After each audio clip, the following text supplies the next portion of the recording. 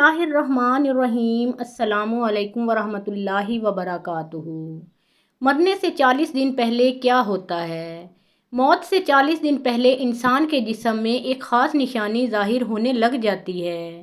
جب بندے کا اس دنیا کو چھوڑ کر جانے کا وقت آتا ہے اور پھر موت سے 40 دن پہلے حضرت عزرائیل علیہ السلام اس بندے کو آ کر کہتے ہیں کہ ایک مرتبہ ملک الموت یعنی حضرت عزرائیل علیہ السلام حضرت یعقوب علیہ السلام کے پاس پہنچے تو حضرت یعقوب علیہ السلام نے پوچھا، کیا تم میری روح قبض کرنے کے لیے آئے ہو یا مجھ سے ملاقات کرنے کے لیے آئے ہو؟ تو ملک الموت نے عرض کیا، اے اللہ کے پیغمبر، میں روح قبض کرنے کے لیے نہیں آیا ہوں بلکہ آپ علیہ السلام سے ملاقات کرنے کے لیے آیا ہوں۔ تو حضرت یعقوب علیہ السلام نے فرمایا، ٹھیک ہے، لیکن جب تم میری روح قبض کرنے کے لیے آؤ تو کوئی قاصد میری طرف لازمی روانہ کرنا، کوئی پیغام میری طرف لازمی بھیج دینا۔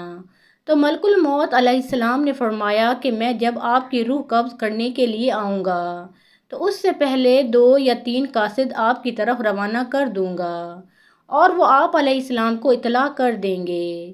چنانچہ ایک وقت آیا جب ملک الموت حضرت یعقوب علیہ السلام کے پاس اچانک آ گئے اور روح قبض کرنے کی بات کہی تو حضرت یعقوب علیہ السلام نے فرمایا کہ تو نے تو مجھ سے وعدہ کیا تھا کہ میں تمہاری روح قبض کرنے سے پہلے کوئی قاصد بھیجوں گا، کوئی پیغام دینے والا آپ کے پاس بھیجوں گا، اچانک روح قبض کرنے کے لیے نہیں آؤں گا۔ تو ملک الموت علیہ السلام نے کہا کہ میں نے تو آپ کی طرف قاصد بھیجا تھا اور وہ بھی 3 قاصد بھیجے تھے۔ حضرت یعقوب علیہ السلام نے فرمایا کہ وہ کون سے قاصد ہیں؟ تو ملک الموت علیہ السلام نے فرمایا، پہلا قاصد یہ تھا کہ جب آپ علیہ السلام کی داڑھی اور سر کے بال جو سیاہ تھے وہ سفید ہونے لگیں گے۔ دوسرا قاصد میرا یہ تھا کہ آپ علیہ السلام کے جسم میں جو طاقت اور توانائی تھی وہ ختم ہونے لگ جائے گی اور آپ علیہ السلام کے جسم میں کمزوریاں لگیں گی۔ اور تیسرا قاصد میرا یہ تھا کہ آپ علیہ السلام کی کمر جو بالکل سیدھی تھی وہ آہستہ آہستہ جھکنے لگے گی۔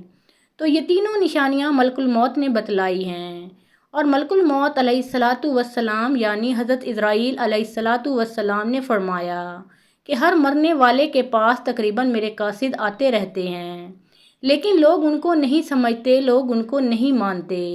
اگر مرنے والا بندہ اپنی زندگی میں نیکیاں اور تقوی پرہیزگاری اختیار کرتا رہا، پھر اس کی موت کے بعد اس کا چہرہ خوبصورتی سے چمک اٹھا، تو یہ ایسی علامت ہے جس سے اچھا تاثر لیا جا سکتا ہے اور اس بات کی امید کی جا سکتی ہے۔ مثال کے طور پر مرنے کے بعد لوگ اس کی تعریف کریں گے اور اس کے لیے دعائیں کریں گے، یہ اس کے لیے نیک ہونے کی نشانیاں ہیں۔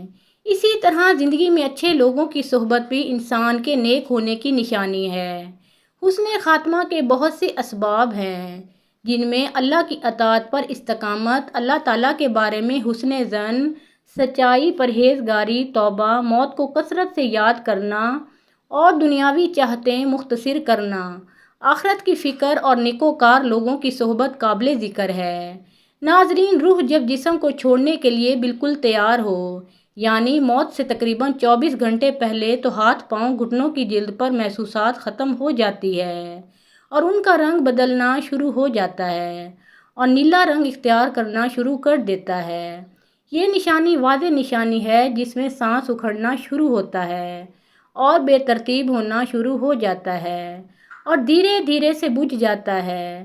حضرت عائشہ صدیقہ رضی اللہ تعالی عنہا سے روایت ہے کہ رسول اکرم صلی اللہ علیہ وآلہ وسلم نے ارشاد فرمایا، جب اللہ تعالیٰ کسی بندے کو نیک بخت بنانا چاہتا ہے تو مرنے سے پہلے 1 سال پہلے ایک فرشتہ اس کے پاس بھیجتا ہے اور وہ اس کو درست کرتا ہے اور نیک عمل کی طرف خواہش دلاتا ہے یہاں تک کہ وہ نیک حالت میں مرتا ہے اور سب لوگ کہتے ہیں کہ یہ شخص نیک حالت میں مرا ہے۔ اور جب ملک الموت علیہ السلام حاضر ہوتا ہے تو اس وقت اللہ تعالیٰ اس کی آخرت میں رہنے کی جگہ یعنی وہاں کے سامان اور راحتوں کو جو اللہ پاک نے اس کے لیے مہیا کر رکھے ہیں، تیار کر کے رکھیں، اس کو دکھا دیتا ہے تو اس کی روح خوش ہو کر نکلنے کا قصد کرتی ہے۔ اس وقت یہ شخص اللہ تعالیٰ کی ملاقات کے لیے خواہش کرتا ہے اور اللہ اس کی ملاقات کو بھی پسند کرتا ہے۔ پھر ملک الموت علیہ الصلاۃ والسلام روح قبض کرتا ہے، اور جب اللہ کسی بندے کے ساتھ برا کرتا ہے تو مرنے سے 1 سال پہلے اس کے پاس ایک شیطان بھیجتا ہے جو کہ اس کو گمراہ کرتا ہے اور بہکاتا رہتا ہے یہاں تک کہ وہ بری حالت میں مرتا ہے، اور سب لوگ کہتے ہیں کہ اسے بہت بری موت آئی ہے۔ جب ملک الموت علیہ الصلاۃ والسلام حاضر ہوتا ہے تو اللہ تعالیٰ اس کی آخرت میں رہنے کی جگہ اس کو دکھاتا ہے، تو اس کی روح خوف سے بدن کے اندر گھس جاتی ہے۔ اس وقت اللہ کی ملاقات یعنی سامنے آنے کو یہ ناپسند کرتا ہے، اور اللہ اس کی ملاقات کو بھی ناپسند کرتا ہے۔ پھر ملک الموت علیہ الصلاۃ والسلام اس کی روح سختی سے کھینچ کر قبض کرتا ہے۔ کتاب الفضاء کے مصنف اس حدیث کی تشریح میں کہتے ہیں کہ ملک الموت علیہ الصلاۃ والسلام کے بلانے پر جان اس طرح نکلتی ہے جیسے سپیرا سانپ کو اس کے سوراخ سے بلائے، اور مومن اور کافر دونوں کو جسم سے روح نکلنے کی حالت یکساں ہوتی ہے۔ فرق صرف یہ ہے کہ مومن کی جان تو خود نکل کر جانا چاہتی ہے اور کافر کی جان جسم کے اندر واپس جانا چاہتی ہے۔ حضرت جابر رضی اللہ تعالیٰ عنہ سے روایت ہے کہ میں نے رسول اکرم صلی اللہ علیہ وآلہ وسلم کو وفات سے 3 دن قبل یہ کہتے سنا کہ تم میں سے جو کوئی مرے تو اس حالت میں مرے کہ وہ اللہ تعالیٰ کی نسبت اچھا گمان رکھتا ہو، اللہ تعالیٰ کے پاس اعمال صالحہ لے کر جائیں۔ بس اس کا مفہوم یہ ہوا کہ اعمال صالحہ کی پابندی اس قدر کریں کہ مرتے وقت حق تعالیٰ کے ساتھ حسن ظن پیدا ہو جائے۔ حضرت انس رضی اللہ تعالیٰ عنہ نے فرمایا کہ رسول کریم صلی اللہ علیہ وآلہ وسلم نے ارشاد فرمایا کہ دیکھو تو تم میں سے جو کوئی مرے وہ اس حالت میں مرے کہ وہ اللہ پاک کی نسبت اچھا گمان رکھیں، کیونکہ اللہ تعالیٰ سے اچھا گمان رکھنا جنت کی قیمت ہے، یعنی جس کو حق تعالیٰ سے حسن ظن پیدا ہو گیا وہ جنت میں چلا گیا۔ روایت میں ہے حضرت عمر فاروق رضی اللہ تعالیٰ عنہ نے فرمایا کہ رسول کریم صلی اللہ علیہ وآلہ وسلم نے فرمایا کہ جب اللہ تعالیٰ کسی بندے کو درست رکھتا ہے اس کو شہد جیسی خوشگوار چیز دیتے ہیں، یعنی اعمال صالحہ اور اخلاق حسنہ کی توفیق عطا فرماتے ہیں۔ صحابہ نے پوچھا کس طرح شیری کرتا ہے؟ آپ صلی اللہ علیہ وآلہ وسلم نے فرمایا مرنے سے پہلے نیک کام کرتا ہے یہاں تک کہ اس کے پڑوسی اس سے خوش ہو جاتے ہیں۔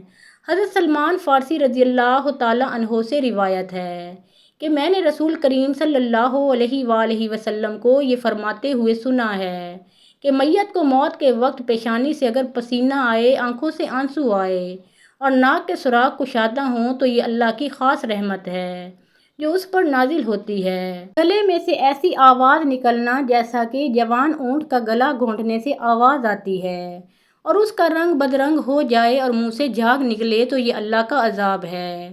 ناظرین گرامی، اللہ تعالیٰ نے عرش کے نیچے درخت پیدا کیا ہے، اس کے پتے تمام مخلوقات کی گنتی کے برابر ہے، اس کا نام ہے سدرۃ المنتہا۔ جب بندے کی زندگی کی عمر ختم ہو جاتی ہے، 40 دن باقی رہ جاتی ہے، تو حضرت عزرائیل علیہ الصلاۃ والسلام کے سامنے اس کا ایک پتا گر جاتا ہے، اس پر اس بندے کا نام لکھا ہوتا ہے۔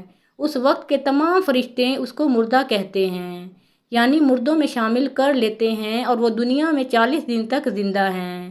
جب 40 دن پورے ہو جاتے ہیں تو ملک الموت اس کے پاس آتا ہے اور اس کے سامنے بیٹھتا ہے۔ اس وقت بندہ اپنی موت کی تکلیف میں ہوتا ہے۔ جب ملک الموت کو دیکھتا ہے تو گھبرا کر پوچھتے ہیں کہ تم کون شخص ہو اور تمہارا کیا ارادہ ہے؟ تو وہ کہتا ہے کہ میں ملک الموت ہوں، مجھے تمہاری روح قبض کرنے کا حکم ہوا ہے۔ یہ سن کر وہ منہ پھیر لیتا ہے اور آنکھیں پتھرا جاتی ہیں۔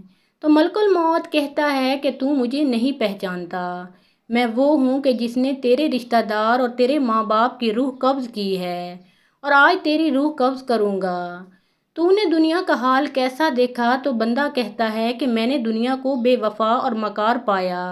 پھر اللہ تعالیٰ کے حکم سے دنیا اس کے پاس آئے گی اور کہے گی اے نافرمان، تو نے اپنے رب کی کس قدر نافرمانی کی اور کس قدر تو نے گناہ کیے، تمہیں نصیحت کی گئی اور بہت ساری باتیں تم نے سنی، لیکن تم نے جانا کہ ہم دنیا میں ہمیشہ رہیں گے۔ یاد رکھو کہ میں تجھ سے اور تیرے اعمال سے بیزار ہوں۔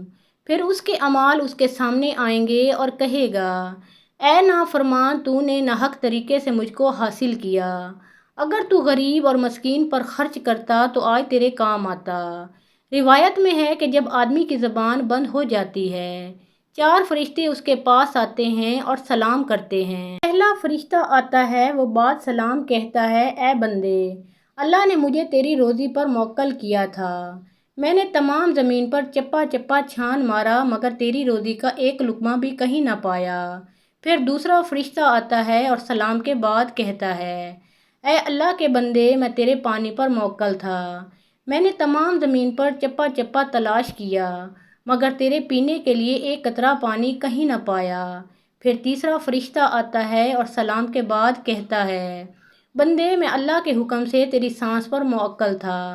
میں نے تمام زمین پر چپا چپا چھان مارا مگر میں نے کہیں بھی تیرے واسطے ایک سانس بھی کہیں نہ پایا۔